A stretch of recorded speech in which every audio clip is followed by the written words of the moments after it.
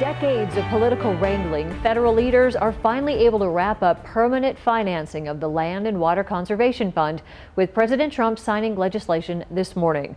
Dennis Bragg continues to track the story and has the latest. It was 35 years ago this month, President Reagan asked a special commission to find a permanent way to fund land and conservation programs. But the Land and Water Conservation Fund, which is paid for through revenues from oil and gas leasing, has continued to be a political football.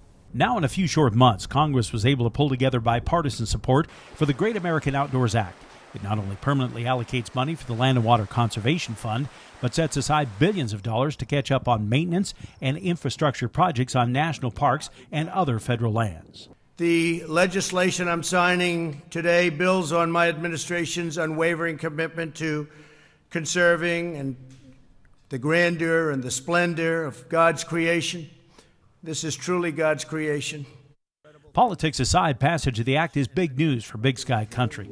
In addition to pumping money into Montana's national parks, Forest Service, and BLM lands, the legislation provides future certainty for our state's legacy of public lands, paying for fishing access and trails, conservation, and recreation projects. This is a big win for conservation. It's a big win for jobs. It's a big win for our Montana way of life.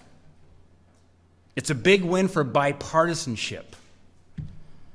And perhaps it's only fitting it took public lands to bring a divided government together. We'll protect the Forest Service, our Fish and Wildlife Service, our wildlife refuges, our BLM grounds. This will work on our national parks. This will stop Congress from stealing the money that they have for decades and put it back into the national parks for generations to come. Senator Daines tells me the money will be available immediately. It won't have to go through a politically charged appropriations process. Dennis Bragg, MTN News.